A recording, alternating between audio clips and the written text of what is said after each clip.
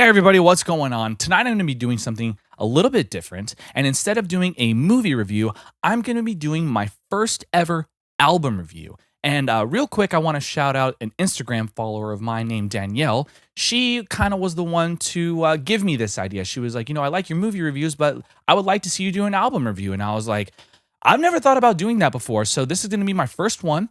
And to kick off my very first one, I'm going to be doing one of my favorite all time records ever, and that record is Relentless by For the Fallen Dreams. So this record came out on this day, actually, in 2009.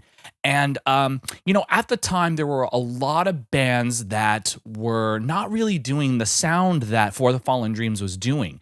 The record they had before this called Changes, which to me it's really really good. I love that record so fucking much. It really paved the way for what I listen to now, and it kind of not necessarily made me rethink about a lot of the bands that I listen to, but it definitely pushed me into a certain direction of what I like to hear from heavy bands.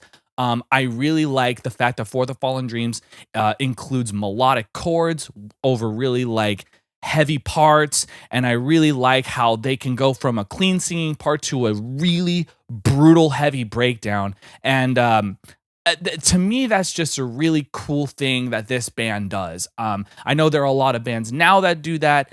I don't want to say that a lot of bands stole their formula, but they definitely paved the way for a lot of bands that we hear today because of records like Relentless and Changes.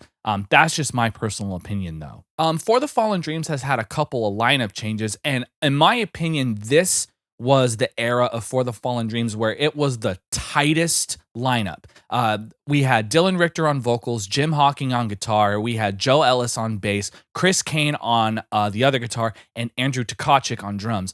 For those of you who don't know, Andrew Tkachuk is now the current drummer of The Ghost Inside. And while a lot of the members are not in the band anymore, in my opinion, this was at this time in For the Fallen Dreams' career, this era of the band was, I believe, at their peak, at their highest. Relentless was the album that really, really pushed them beyond what I think what they thought they were going to become. Now I was never in the band, so I don't know that for a fact. But just from an outsider's perspective, I think that this record really, really took them off to the next level. I had seen them on a lot of tours back in the day, kind of, opening for tours that were pretty big. I remember seeing them at Chain once with Animosity and First Blood, and they were the opening band to that package. A couple local bands played before them, but they were, third on the bill. The venue was pretty packed, and everybody went off for them. It was a lot of fun. And then I remember seeing them, I think a couple months later, or I think maybe the show before that, they played at the Showcase Theater in Corona, California, RIP. They played there with Arsonists Get All the Girls and My Children, My Bride. And I remember going to that show just like being like, wow, like, there wasn't a lot of people at that show, but for the amount of people that were there, the reaction for them was pretty fucking awesome. And I remember when Chad Rulig, their original vocalist, left the band, I was pretty bummed out because I really liked his vocal style. He was the face of the band. He really had a unique style. He was heavily tattooed, wore a baseball cap that flipped up all the way up to the fucking sky high. It was really cool. But I really liked his style, and I was like, man, who are they gonna get that's gonna, be as good as him? And then Dylan Richter stepped in, and my fucking God, dude, that dude's vocal range when it comes to his low screaming, his highs, and his clean singing, I was like, all right, they really stepped it up. And he is one of my favorite vocalists of all time. I'm not going to lie, he is an inspiration of how I do my low range vocals. So I want to shout him out real quick. Dylan, if you watch this, you're my fucking hero, and I love you. Check out his new band called Lost for Life. They're fucking sick. But to go back to For the Fallen Dreams real quick, I believe that, again, this record is, to me, one of those kinds of records where I don't skip one track. This is just my whole thing. There are a lot of records out there that have filler songs that I skip over, but even to me, just because the amount of times I've listened to this record, I've gotten so used to every song to me just being a banger. Yes, at first there were a couple songs that I would skip here and there just because they were a little bit slower. They weren't as heavy in my opinion back then, but now I listen to it and I'm like, there is not one bad song on this record. Every single song is a banger. I love listening to every single one. I usually when I'm at work closing, I put this record on and 30 some odd minutes later I'm done and I'm like, "Oh shit," and the record's already over. So to me it's a great way for me to pass 30, 40 minutes of time. And it's probably some of the best time I've ever spent listening to this record. So in my opinion, this is just one of those records where I just don't skip any tracks because every single song is a fucking 10 out of 10 banger. To also kind of like just tell you how many times I've listened to this record, ever since I got this record in 2009 when I uploaded it to my iTunes, those songs on this record were the highest played songs. Like every single song on Relentless had upwards to 500 to 600 plays. It literally, I did not stop listening to this record for months on end. I would want to say the longest I went without listening to something else was maybe 2 weeks. And like I said, and I had shown so many people this record. I don't want to say I showed so many people For the Fallen Dreams, but I will say that even within the past couple of years, I have told people about this record and they listen to it and they're like, fuck, dude, this record is really, really good. And when they find out what year it came out and they're like, wow, I've slept on this record. And I'm like, I fucking know. Like, what have you been doing with your life? Now, granted, the people that I am showing it to are sometimes a couple years younger than me. They may not have kept up with certain bands because of MySpace, whatever. There's such a big scene of bands back in that time. And, but this was just, again, this is just one of those records where I was just so stuck on it for so long that kind of nothing else really mattered. And to be completely honest, it's still to me one of those records where I pop it on and I forget about what else is out there in the world. I don't know. That's just me though. But I remember after Dylan was in the band, the first song that I remember that they released on MySpace, I believe was a demo version of Smoke Signals. And I just remember I was listening to it with my old band at my friend Tyler's house. And I don't want to sound like a dick about this, but like I remember there's this bridge part in that song before, after the first chorus, and it goes into the second verse. There's this really like crazy drum buildup with like this like, pretty guitar part. And I totally guessed that was coming up. I just kind of like made up my own thing and kind of hummed this little guitar lick. And I wasn't too far off. And me and my friends were laughing about it. But that's no knock to For the Fallen Dreams' writing style. I just was like, this is them. This is what they do. And it's not bad. I think it's amazing. And it was just funny to... It was just funny to guess what was going to happen before a song that you've never even heard before. But I will say this, and I'll play that part for you. Actually, here's the part that I'm talking about right here.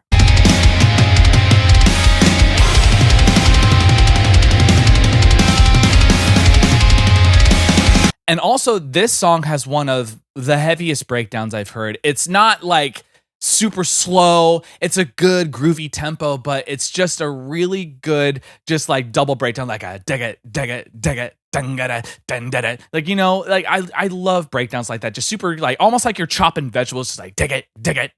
I love breakdowns like that. I'll actually play this breakdown in Smoke Signals right here. I have run from myself. There's nothing I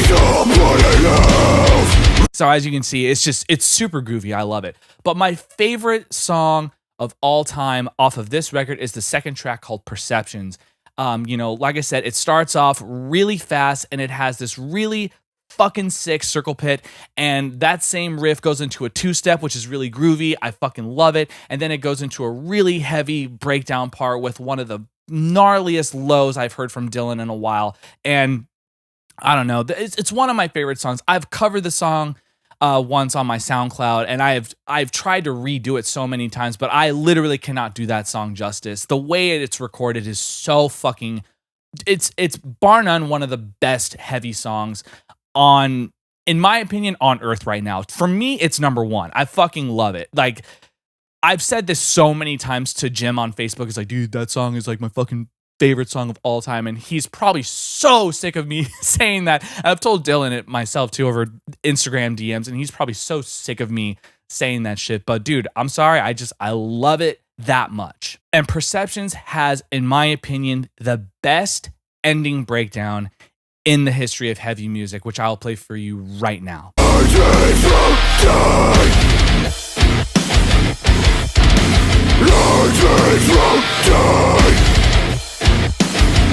I don't know. Something about it is just like, it gets the hairs on my skin. I get the chills every fucking time I hear it, no matter how many times I've heard it. I've probably heard this song now upwards to probably 1,000 times, and I still love it as much as the first time I heard it. I've only seen them play the song live, I want to say once, maybe twice. I know they played it on a headlining tour they did with like American Me, Sovereign Strength, Monsters.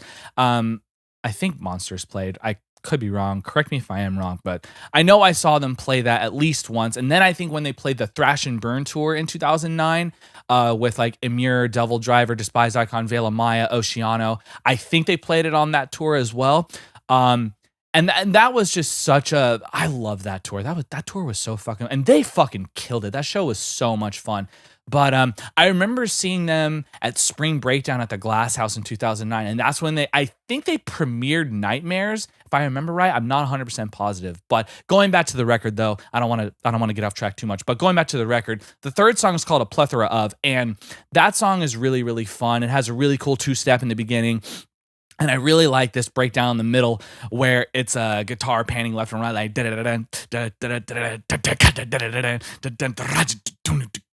like, and then it's super choppy. That song is like wood going through a wood chipper. It's like, I'll play it for you right now.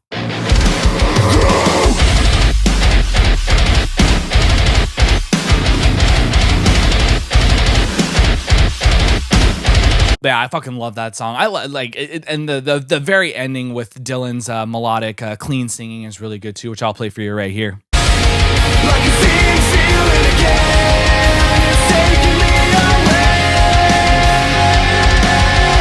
And then track number 4, we got Nightmares. I fucking love Nightmares. I've covered this song myself on my SoundCloud before.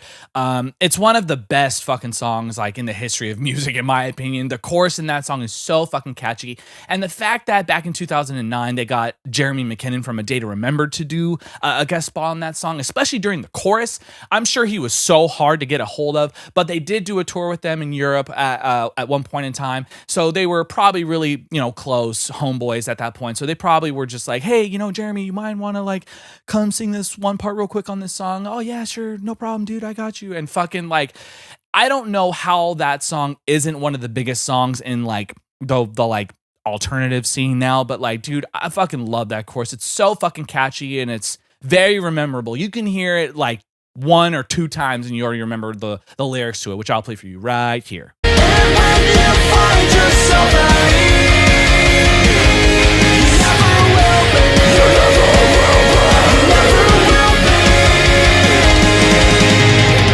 and another really fucking heavy ending breakdown, which I think is one of the best, is in this song too, which I'll play for you right here. I won't let this go.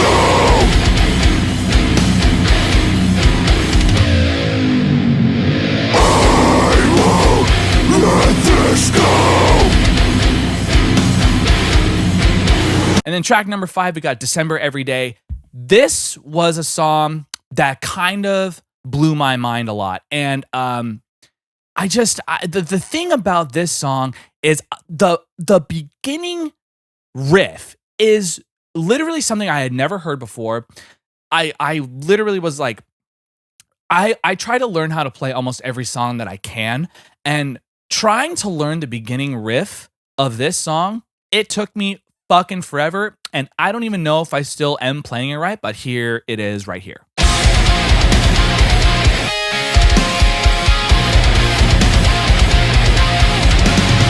Yeah, so as you can tell, it's pretty like, it's very melodic. It's very I just love how pretty it sounds. Like to me, that's the kind of shit that I love the most. I'm going to search their discography here real quick. Because I forget the next track. I'm so sorry. I'm such an asshole. So the next track after that we have is called Defiance, and that one, like I said, it's a good song. I really like the intro to that song. It's a weird metalcore song, and then it goes into this really fucking fat two-step, which I'll play right here.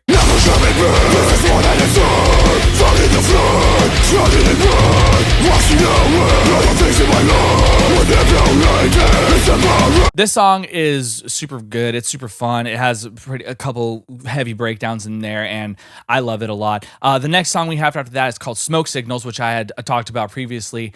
And yeah, that song blows me away. I think it's one of the most well-written heavy songs currently today. And I absolutely love every single part of this song. I love the beginning riff. I love the chorus. I love the ending breakdown. The ending breakdown is just fucking insane. And I remember seeing them play this song, I think at Chain Reaction when they did a tour with Evergreen Terrace and Asking Alexandria. The pit for this song at the ending breakdown, it's probably one of the scariest times I've ever seen a pit at Chain. So that kind of says a lot about it. This song is also the longest song on the record. It's 4 minutes and 59 seconds, which for For the Fallen Dreams is very, very long. And the reason why it is that long is because of the outro. The outro is very, very long. It's this big chanty part saying life is what you make of it. And then Jim rips this fat solo at the end of it, which in the demo version, they did not have. But in the Relentless version, they did. And I thought it was a real good addition. So good on you, Jim. I really do appreciate you doing that, ripping up that fucking guitar, that LTD EC1000 Deluxe, son. The next song we have after that is called Insincerity, and that is an instrumental track for the most part. So I really like that song. That song is a song I used to skip when I first really was diving into this record, because back then I really didn't like instrumental tracks. I also didn't really like really happy sounding tracks a lot. I love it now, but back then I was just kind of like, all right, like it's good still, but like I'm just gonna skip over it. But I'll play the end part right here when Dylan comes in with his fucking magnificent clean vocals. Here it is right here.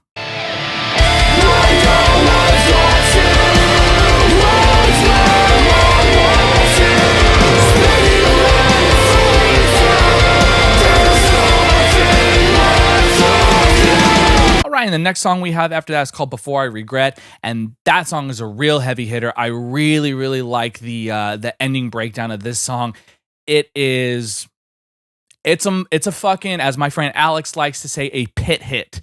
I don't think they've ever played that song live, but if they have, I don't remember when they did, but I really, really wish that if they had not played it, that they did, because that is a very, very danceable breakdown. It's very, very fun.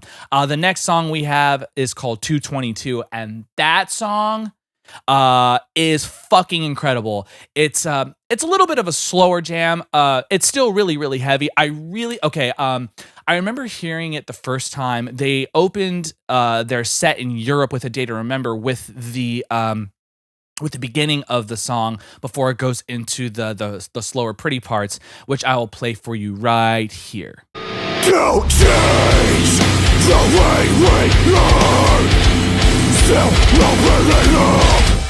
all the stars. Yeah, so as you can tell, it's a fucking heavy hitter. I fucking love that song. It's so much fun to play. It's also a lot of fun just to jam out in the car with. The song after that we have is called Resurface the End. And this song, I'm not going to lie, at first I didn't really like it just because, I don't know, it was a little too slow for me at the time when I first heard it. I was like, yeah, it's still good, but it's a slow one. Like, I would just kind of put it on low in the car. I'd kind of talk over it with my friends sometimes. And then I don't know what happened. Sometime down the line, I was just like, fucking hey, dude, this song is so good. And obviously now, like I said, I've listened to this record so many times.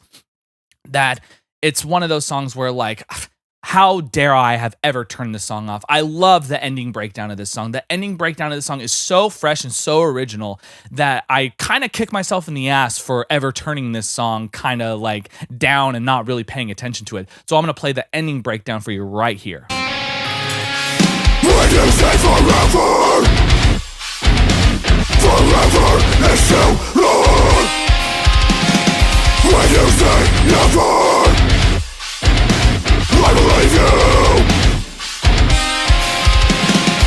So I really like just the chugging pattern along with the I really love that, and I love Dylan's vocals over that part. It's really cool. And the final track we have on Relentless is called "The Pain Loss," and this song just starts off with a fucking vocal swell, and then it goes into this like fat circle bit, which I'll play for you right here.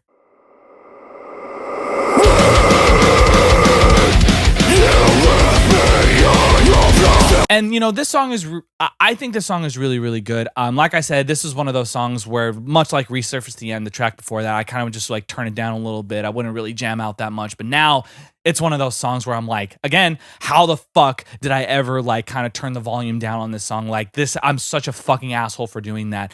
But like I said, this is a review of what I think about it now. This isn't my opinions from 10 years ago. But anyways, this song is a banger. I fucking love this song a lot. And, you know, the ending is super epic. It's very melodic. There's a lot of octaves. There's a big melodic lead going on behind it. It's really cool. I'll play it for you right here.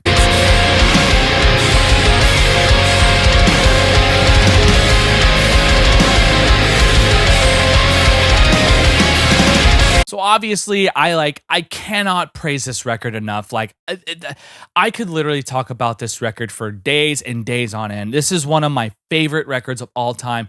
Probably my number one favorite, like, you know, alternative record, heavy record, hardcore record, melodic hardcore, whatever you want to label this as. Like, it's literally my favorite record in heavy music. Like there's not one record that I have heard since then that has yet to beat it out.